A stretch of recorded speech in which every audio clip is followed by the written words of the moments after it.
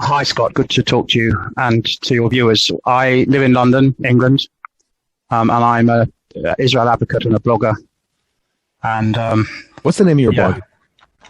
The name of the blog is On the Dark Side. If you Google my name, Jonathan, Jonathan, Hoffman, Hoffman, On the Dark Side, you'll find my blog. It was very well done. I was pleased to see it, despite the circumstances that led me to it. Yeah. How profound is the anti-Semitism in the UK today? It's a lot worse than it was. The thing is, Scott, we had the Second World War and, the horrors of Nazism. And then during the 50s and 60s, when I was growing up, things kind of died down. They didn't go away completely. There were still issues with Jews being allowed into golf clubs, with other things. But it basically died down. But in the 1980s, 90s, it started to flare up again with Israel. Israel won the 67 war, and that was the kind of turning point. It was no longer a question of plucky little Israel. Israel was now seen as the overdog, and there's this great British sympathy for the underdog. And all of a sudden things changed when Israel won the 67 war. Things in my reckoning, things are pretty bad. And the incident we're going to talk about, the Tuesday night incident, was really completely over any red line you want to talk about. It was just appalling. Okay, now, for how long have you been attending counter rallies against anti-Israel rallies held throughout the country? I've been doing it at least 10 years. And have you been to quite a few? Hundreds. And I go to, if there's a meeting at a university, which is anti-Israel, I will go to that and I'll shout and I'll make my voice known. Sometimes with other people, sometimes on my own. I mean, I've been thrown out of lots of places. It's a badge of honor to be thrown out of these things because they're so disgusting. You mean you mean the anti-Israel forums that Islamist academics throw? There's two sorts. There's the official university fora, done by academics. Yeah. And there's also the student groups, the Palestine societies, is the other. And most often it's the student groups, but sometimes it's the official department, university departments as well. Yeah. When I would come out of 15 years ago, when I would come out of the underground at the Kensington station outside Harrods, there would be rallies that seemed to me like they were early Nazi Party rallies, and they held at lunchtime when all the workers were out on the street, and there was no opposition to it. I mean, you would see in a microcosm, you'd see in New York City Black Hebrew Israelites, but it was nothing like this. I mean, this was well organized, and everyone was subjected to it. And I don't know what the Jewish community did about it at that time when they might have forestalled it. Was there action in those days? For a long time. I mean, remember the background. Europe, in the Second World War, Europe lost 2/3 of its Jewish population, okay? So the 50s and 60s and even 70s, people were rebuilding their lives. A lot of people had come from Europe. They were rebuilding their lives. And the Jewish community leadership just wanted to keep their heads down. I remember one of the Jewish community leaders, I used to go and make my voice known, and the guy said to me, why shout when a whisper will do, Why shout when a whisper will do? And my response was, I'm sorry, a whisper will not do. We have to shout. We have to make our voice known. And for a long time, people like me were seen as making anti-Semitism worse because, we shouted and we made our voice known, and we were seen as causing anti-Semitism. Would you believe that? That's not the case now, but it certainly was the case that activists were frowned on. I remember if you remember with Soviet Jewry in the 1970s, there was a group called the 35s, which were women, Jewish women campaigning to release the Soviet Jews. And the Bolshoi Ballet came to London. And what they did was they managed to release some mice onto the stage when the Bolshoi Ballet were dancing. And did the ladies do that? Yeah, the women, yeah. Some of them are in Israel now. But I mean, they were frowned on. I mean, this, to disrupt a performance. I mean, this was, in terms of the Jewish community, this was appalling. Yeah. And there's a scene in the film about David Irving, the the Deborah Lipstadt film. I don't know if you've seen it, but and it's in the book as well, where Deborah Lipstadt, she's in London preparing for the trial, and she's invited to a dinner with Jewish community leaders. And actually at the dinner, they say to her, well, we think you should drop the case because it's just going to cause anti-Semitism. And that happened. That's what it was like. Be quiet. Don't make things worse. That was the mentality. And it sounds like that was when you were in London opposite Harrods. It sounds like those were the days of that kind of mentality. But hasn't it grown since that time that Jews became more mobilized and organized and would come in and speak out and stand up visibly? Yeah. It's grown. I mean, there's a new organization called Campaign Against Anti-Semitism, which was set up specifically because the mainstream Jewish organizations were not doing enough. We have these grassroots organizations now: Sussex Friends for Israel, Yorkshire Friends for Israel, Conservative Friends of Israel. Yeah, that's the parliamentary side. But activism has grown, and with social media, activism's grown, and people's willingness to stand up, I think, has grown. But there's still issues. I mean, if you're I was in the financial sector, and in the financial sector, anti-Semitism is not so much of a problem, and it's okay to speak out if you're Jewish and support Israel. But there's lots of professions where it's professional suicide to support Israel. Academia is one of them. I mean, you try getting a job as a sociology professor or lecturer, or as a politics lecturer, if you're actively speaking out for Israel, you won't get a job. And it's the same in media as well, in some sections of media. So, yes, yeah. So it's an issue. Anti-Semitism is absolutely an issue. It's not in terms of people getting hit or people physical violence, or there is some of that, but there's a lot of sort of this. I wouldn't call it hidden anti-Semitism because it's not hidden, but there's a lot of this non-physical anti-Semitism. Yeah. Is it an exclusively Muslim bias and prejudice? Well, there's this alliance that we were talking about before between the Muslims and the left, the white non-Muslim left. Christians? There's the church. There's issues with the church. There's some of the church is very Zionist, although their motivation for being Zionist may not be a motivation which we would welcome. But there's other bits of the church which are called supersessionist, and their attitude is that Jews have no right to the land of Israel, so the Jews have basically stolen the land of Israel, and they're anti-Zionist. But in terms of the Muslims, all of the surveys show that the Muslim community in the United Kingdom is much more anti-Semitic than the general community. And I'm not saying that all Muslims are anti-Semites, but the surveys show that if you present Muslims with anti-Semitic statements like Jews control the media or Jews have too much influence over the banking system, right? The proportion of Muslims who will agree with that is much, much greater than the proportion of the general population. So yeah, there is a big Muslim anti-Semitism problem, and there are Muslims who accept that there's an anti-Semitism problem with their community. Yes. Now, is it stirred up, incited within the Muslim culture today? Does it come from purely what people are reading about the Palestinians, or does it have a theological basis that's drummed up in the mosques? There are certainly imams who drum it up. There are certainly media channels. Press TV is one. Al Jazeera sometimes is another one, although Al Jazeera is not so bad. There are certainly social media channels that incite it. But I mean, if you take these latest incidents in Israel, the allegation that Israel is evicting Palestinians from their homes in Sheikh Jarrah, the truth is that those houses are owned by Jews, and the court has decided that. And the Palestinians were allowed to live there, despite them being owned by Jews, but they have to pay rent, and they're not paying rent. They were required by the court to pay rent. Yeah, so they've been evicted. Now, that fact is not being told, certainly in the Muslim community. It's a lie that it's Jews are evicting Muslims. And the other one is on the mosque, Al-Aqsa Mosque in Jerusalem, and that is incendiary because whenever you talk about threats to Al-Aqsa Mosque, that for the Muslim community, that is incendiary.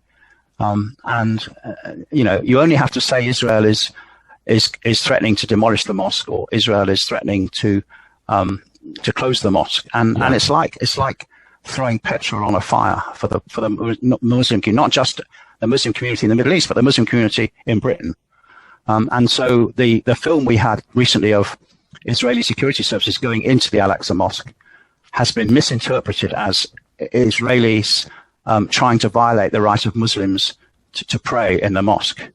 And that is incendiary for Muslims. It's a lie, because the reason that Israel's security forces were going in was because there's this rivalry between Hamas and the Palestinian Authority, and Hamas is portraying itself as the champion of the Muslims in Jerusalem, and Hamas is inciting violence among Muslims who live in Palestinians who live in Jerusalem. And they think that they can go into the Al-Aqsa Mosque and not be pursued by the security services. The security services are going in to arrest people who have committed crimes. It's nothing to do with trying to violate their religious rights. I mean, Israel has the most respect for all religions certainly of any country in the Middle East, and probably any country in the world. So, but these lies are getting told within the Muslim community, by the imams, by what they read, by the teachers in schools in some cases. We have a real problem in getting the truth over to the Muslim community. How about the lack of support from the UK government for Israel since Trump left? The Conservative government is pretty good on Israel. Not as good as we would like, but certainly compared with what might have been under a Labour government, they're good on Israel. They won't come out, and they have to be careful because there's issues. There's friendships with the Arab countries as well, but they're pretty good on Israel. They really are. Thanks a lot to conservative friends of Israel. They're pretty good. They're not perfect, but they're pretty good. But hasn't the EU wanted some cudgel to use against Israel, the same way that the Democrats and the Biden administration, certainly Obama, they've been looking for an excuse? The EU has been bad, but the UK has left the EU because of Brexit. They're sure, of course. But the fact was, within the European Union, Britain was a moderating force in terms of policy towards Israel. Without Britain, things are going to be a lot worse in the EU than with Britain. So Britain was on the side of the good in the EU, not on the side of the bad. So these demonstrations that have occurred since this, it wasn't really a genuine, that you could say Sheikh Jarrah was a pretense, but this myth of Israel limiting or changing the conditions as to who can attend, and Muslims can't attend the Temple Mount. The Jews are attending. All these. It's a myth that was propagated, probably with the intention to incite this unrest, wasn't it? In my view, yes. There's other things as well. I mean, remember that Israel has had the best record on coronavirus of any country, and the government here in Britain has said that Israel is one of the few countries where people can visit on holiday without having to spend 2 weeks in quarantine when they come back. And, I reckon that part of this violence inside Israel and for Hamas is to damage tourism, because Israel is a great place for tourism because they've dealt so well with the coronavirus. I do think Hamas is behind it, because if you look at the cities in Israel, we've never seen conflict between Jews and Arabs within Israel, citizens of Israel. We've never seen this conflict like we've got now. And I just see that as incitement by Hamas. I'm afraid, when Iran, of course, is behind it. So yes. How often would you say during the past 10 years would you attend either a pro-Israel rally or counter an anti-Israel rally? Would you go a couple of times a year? No, more than that. No, I mean, probably on average one a month, including universities, including anti-Israel meetings at universities, probably one a month. And have you been, were you alone or in a small group, or a small crowd, or are Jews coming out? Or have they been coming out until now? Sometimes alone, sometimes with a few other people. The best we get in London, in an anti-Israel, in a counter demonstration, the best we normally get is maybe 15 people, sometimes 20. Not more than that, which, considering how many Jews there are in London, is not great. It's paltry, isn't it? Yeah. I mean, you've got, I don't know, in London, the largest Jewish population of... Well, there's 650,000, so there's maybe 150, 200,000 Jews in London. And the fact we can only get 15 or 20 is terrible, really terrible. Do you think that we're seeing the results of that apathy now, when this movement against us has grown so, and you had a big event this week that, I don't know, to what extent were you outnumbered? Oh, massively. We were 10 people on Tuesday night. The organizers, the anti-Israel organizers, claimed they had 8,000. I don't believe it was 8,000, but I do believe it was 3,000. So we were, 3,000 to 10 is what, 300 to 1. It must have been a sea of people. It was a mob. And we know that the power of the mob, we know that people in a mob will do things which they would never do if they were alone. And the power of the mob is frightening. It really is terrible. Yes. So knowing that there was this, and this wasn't the first, well, I guess you've been to a couple since this Gaza conflagration, and as you informed me that Israel has they're mobilizing reserve troops and are sending troops actually to the border or beyond the border. No, ground troops going into Gaza. Yeah. So you've been to a couple of these, and they've been the protests. We're having them here in the United States. In fact, the Jewish or Zionistic, which includes Christians, the counter protests have been in major cities across America, even smaller cities in Central Florida, Orlando, for example. And Jews have been getting mobilized, or Israel supporters, that is. So this week, were you daunted in approaching a rally the size and scope that these have become? Well, there have been two rallies I've been to. There was one on Sunday. In Trafalgar Square? No, it was also opposite Downing Street in Whitehall. Yeah. Uh-huh. And I got there, and the organizers had not even told the police that they were going to demonstrate. So there were only two policemen there. But there were two of us there. And we took the decision to stay, but it very quickly turned unpleasant. And one of them grabbed I had a flag on a pole, one of those expandable poles, and he grabbed the pole and grabbed the flag, and that was it. And then the police just took us out on Sunday.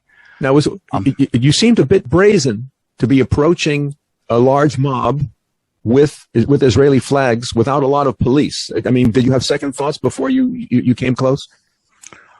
I did, but we have a right. We have a right to be there. We have a right to be on the street with an Israel flag, just the same as they have the right to be on the street with a Palestinian flag. Mm-hmm. And I, that right is precious, and I don't really want to give that right up easily.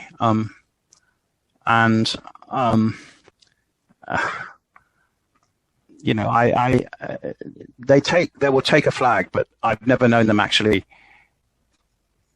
Until now, I've never known them get violent with knives and with acid in your eye or something like that. But you didn't walk into their midst. You stayed on the periphery. I asked the policeman where we should stand, and we were very much on the periphery. But the problem was where they made us stand was on the. The anti-Israel people had to come past us to get to the main area, so they saw us. We then became the. You were waving large Israeli flags.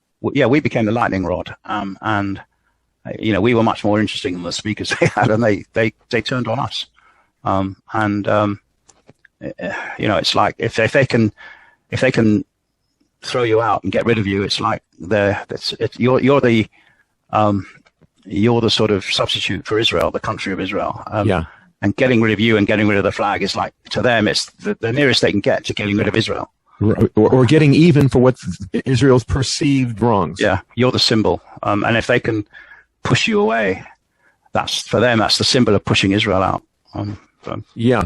So the video which I see only shows, it shows just two of you, but there were more than two policemen.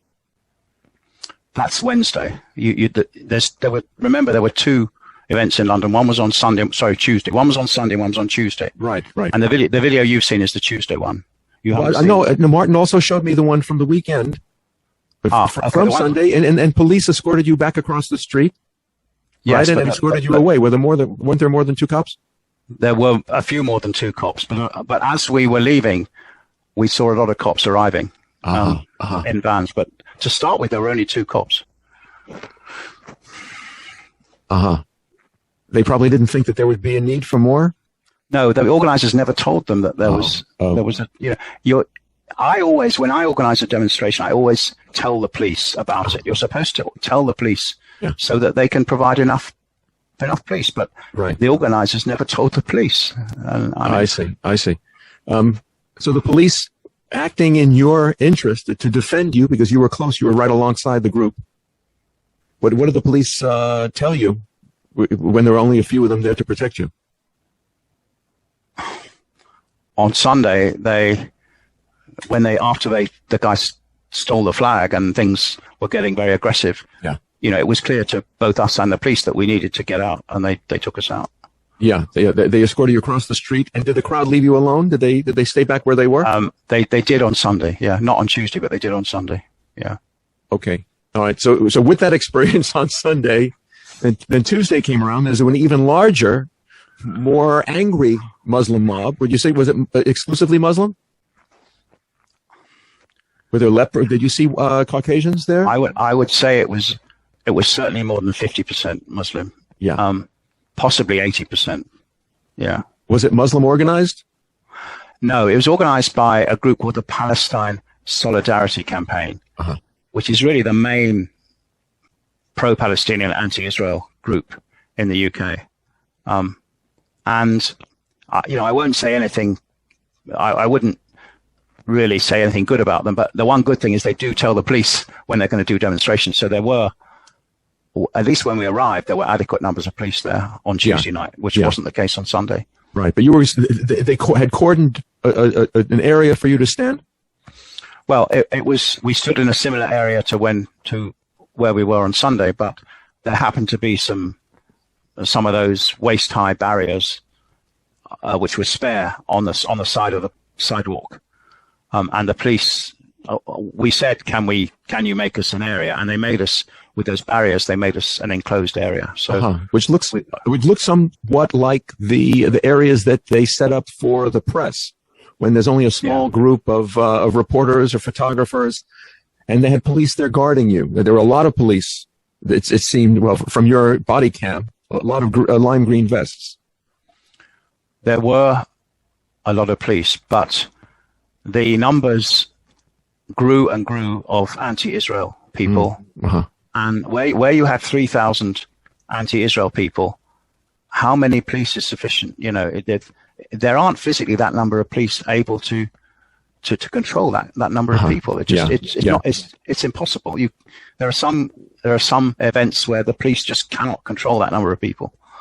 And where you have a mob, a raging mob of thousands of people coming down at you, and you have a line of police at the front, the police don't have control. They really don't. You can't expect them to. And that was what happened on Tuesday. And the thing is, when one policeman, say one policeman goes to arrest somebody and another policeman helps him, that's two policemen out of the line. So while they're doing the arrest, it's somebody else is doing something, and it's just getting worse and worse and worse. And it's the power of the mob.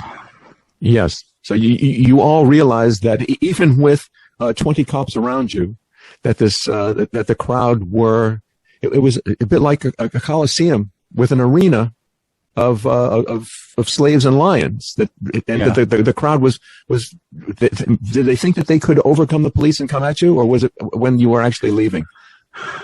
They were. It was obvious that they could overcome the police. Obvious to us, and it must have been obvious to them as well. So when the police decided to or proposed to express you out of there, the police said that they told us they had a plan to get us out, and we were only too pleased to get out at that time because we were in fear of our lives, quite honestly. Yeah. But the escape route or the route out was not like through a back door at a concert where the crowd does not have access, right? What did they lead you through? The escape was through the crowd. And basically the police formed a human bubble, and we were in the middle of the bubble, and the police were around the bubble, if you can imagine. So the police were taking all the physical aggression. But it was pretty scary. There weren't police alongside you, though, right? They were like a spearhead that you were following as a trail, but the crowd could get at you from the sides, couldn't they? No, because the police were pretty tight together in a sort of a circle or an oval. And to get at us, the crowd would have to penetrate the bubble of the police. Yeah, but you appeared to be in a comet trail that there was a lapse in the protection alongside you. And the crowd, were they beating you like Jesus walking down through the street of Jerusalem? I wasn't hit, no, but I was. Well, we'll come on to what happened, but I'm not aware that they were hitting us, no. And I need to study the video more. Mm-hmm. But as far as from my position, I had police around me. I didn't know for the back of me. I wasn't looking back, so I don't know what was behind me. But certainly, looking to the sides and the front, the police were there. But there was one direction that you weren't looking that wasn't protected, which was where? Yeah, as we were leaving the enclosure, I saw there was like a wall or a pillar to the left, and there were anti-Israel protesters on that wall. As I was walking, what happened, which I only found out because I fell over. I was on the ground, and I couldn't understand why I fell over. I could feel I thought maybe I'd been tripped. I could feel something happening around my feet. But it was only afterwards when I saw the videos that the guy from behind me jumped. And, some people say he was trying to jump on my head or the head of the guy next to me, but he jumped. He leapt. He leapt, and he could have killed me or the guy next to me. He could have killed us. But I only found this out later. I didn't understand why I'd fallen down. It wasn't a mosh pit, right? It was not the idea that people were supposed to jump and be supported by the walkers. Yeah. Only the next morning when I saw the headline in the Mail online, which is one of our newspapers, did I realize that this guy had jumped. Because he was behind me. I never saw him jump. So yeah, it was. So you stumbled. You were on the ground. You had a body cam that showed you literally on the ground. The camera was horizontal. Yeah. And how did you manage to get up in that maelstrom?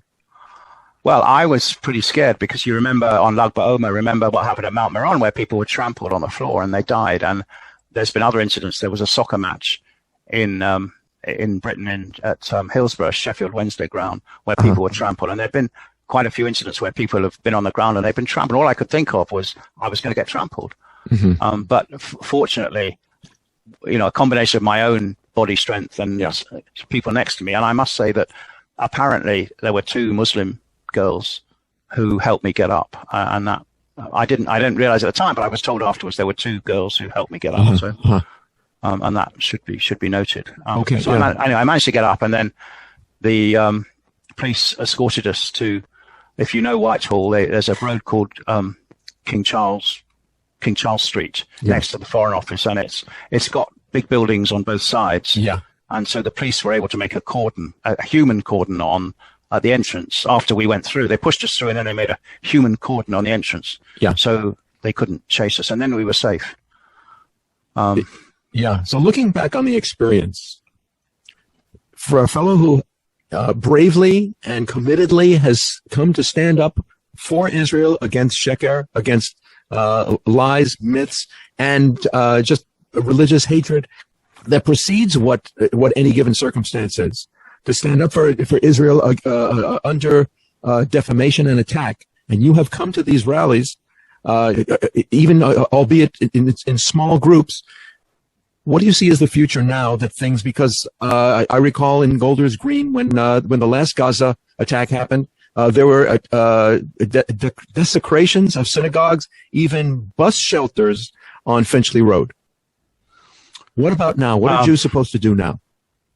Well, after what happened to me on Tuesday, we have, the group of us who were there have taken the decision that we will not attend, for the time being, we will not attend any anti-Israel protests. So if you think about it, what's happened? These anti-Israel people accuse Israel of violating human rights.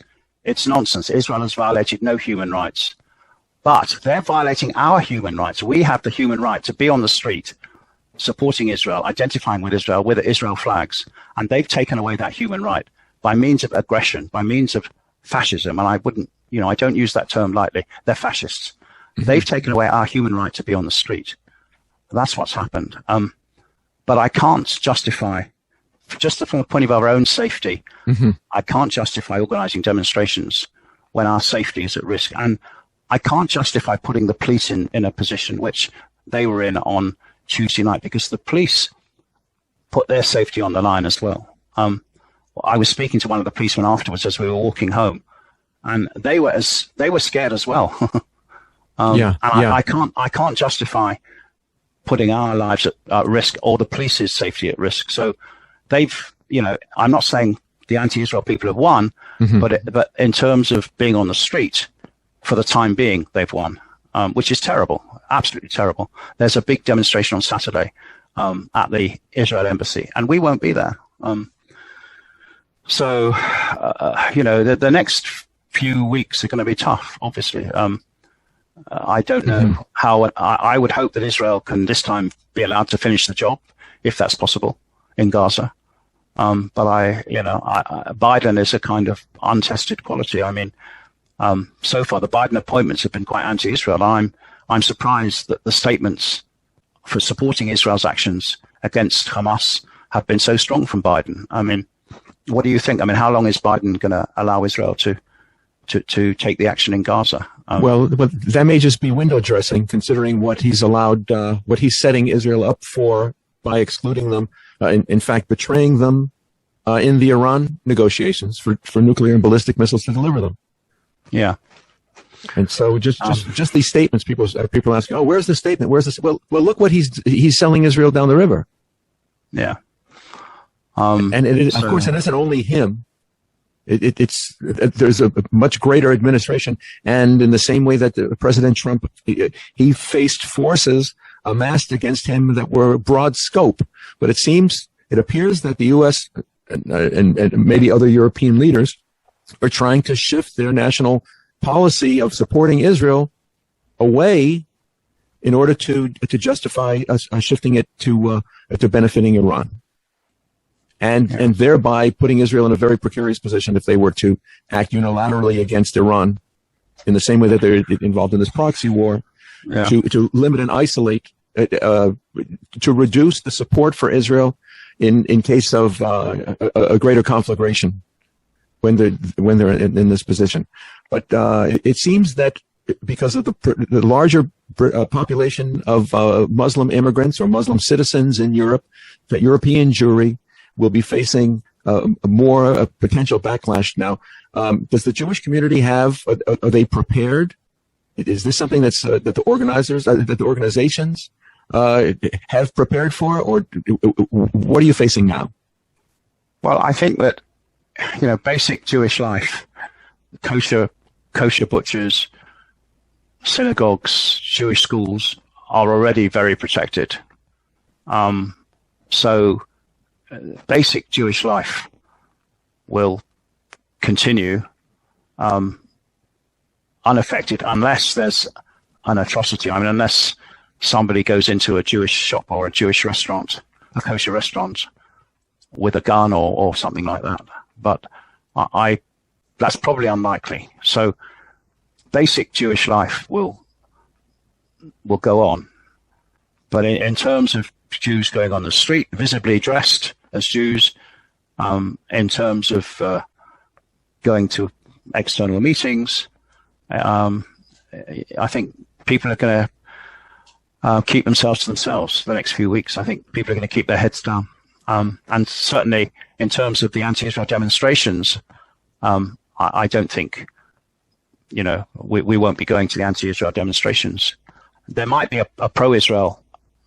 People are speaking about an Israel support rally, but I don't know what form it would take, but I doubt we would have an Israel support rally in Trafalgar Square, for example, because it's just too dangerous at the moment. I can't overemphasize how aggressive the anti-Israel people are at the moment. They're passionately aggressive, and especially Ramadan, I think, finished today. Today was Eid, so Ramadan's finished, but especially during Ramadan, it was incredibly aggressive, and I think that will probably continue. And we've already seen the reports of anti-Semitic incidents have already skyrocketed in the UK. So it's going to be tough times. And it's all mixed in with the easing of the coronavirus restrictions. Next Monday, we have a big easing of coronavirus restrictions. People can go to restaurants inside. People can go to each other's houses. People can travel within the United Kingdom. But I think, for Jewish people, this is that the lifting of the restrictions will be something where they will welcome in theory, but in terms of how it practically affects them, I don't think things are going to change much, because they're still going to want to remain in their homes and remain in safety. I'm afraid. At least they can visit with friends and family again. They can visit with friends and family, yeah. And maybe go to shuls, but do you suppose shuls will be more perilous? Shuls are very protected anyway. I mean, we at my shul, we have, on Shabbat, we have security. The shul is protected at the board, at the gate. At the gate. Yeah. And with the gate is locked and people are around the shul, so. Yeah, but what about the egress and to and from shul? Yeah, that's an issue. And I wouldn't, people would, maybe I've heard cases where rabbis have had eggs thrown at them when they're going to and from shul. Not recently, but it's happened. And that could be an issue when people are out on the street going to and from shul on Shabbat. There may well be incidents. So it's a tough time, but not as tough as the IDF. The 18 and 19-year-olds in Gaza from the IDF are going to be facing. I mean, compared with what they're facing, we have nothing to complain about, quite honestly. And our prayers and our thoughts are very much with them over the coming days.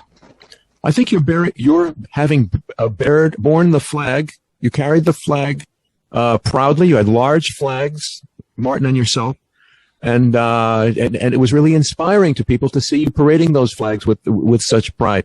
And I think you're an inspiration to young people about their own Jewish pride, that they should be standing up. Right? We hope. Well, that was the message that you conveyed. But what's the message now? Is it a defeat that we should be laying low for the time being? I think the message is that the other side have behaved like fascists, and that message needs to come through, that we're up against fascists, and we will hold our heads high. We won't descend to their level, but it has to be recognized that we're up against fascists. We will carry on as best we can, but we have to be conscious of safety of us, safety of the police. That has to come first. And that is what the Torah teaches us, is that the safety of life comes first above everything. Yes. So we're acting in the best traditions of Judaism. We will uphold our moral standards, even if the other side is descending into fascism. That's the message. Yes. And we can be proud of that, just as we were proud of holding the flag when we could. We can be proud that we're not descending to the fascist levels of the other side. Yes, well, that's commendable. During the previous national election, many among British Jewry were contemplating making Aliyah or leaving the country should the left have had taken power. Is that right? That's right. Yeah. Were you considering it yourself? Absolutely. That it would be. Where were you thinking about planning your future? Well, it wasn't California. Are we at a stage now where British Jews and dare I say European Jews are also reconsidering their future in their native countries? Yeah, no question. France is a lot worse than Britain. Yeah, and many have already made Aliyah. Many have gone. In Britain, the best of the best young people have gone.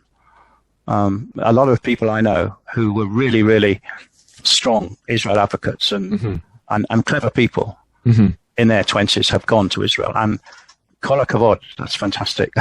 Israel's gain, Britain's loss. People are, no question, if Corbyn had won, life would have become impossible, I think, for a lot of people. Yeah. I think people are still very concerned. But let's see how the next weeks play out. Yes. How serious an issue is this for European Jewry now? What with the war beginning?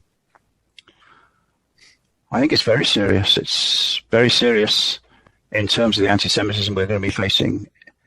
In terms of, I've been 24/7 phoning into radio programs, trying to explain online, on social media, what's going on, trying to get the truth across. I've spent this morning at the police doing a statement about what happened on Sunday. I've done a statement about what happened on Tuesday to the police. It's serious. Serious for kids going to school, serious for students, serious for most Jews, quite honestly. In Britain, in the Netherlands, in France, in Germany, in Belgium, it's very serious.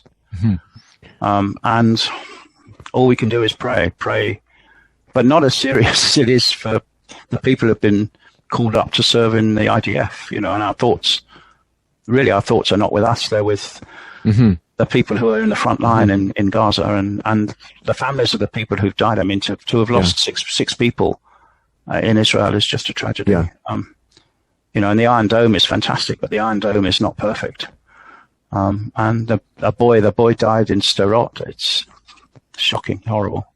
Yes. Yeah. So however, struck his apartment. However tough it is for us, it's we don't have to go into our shelters when the Seva Adom comes.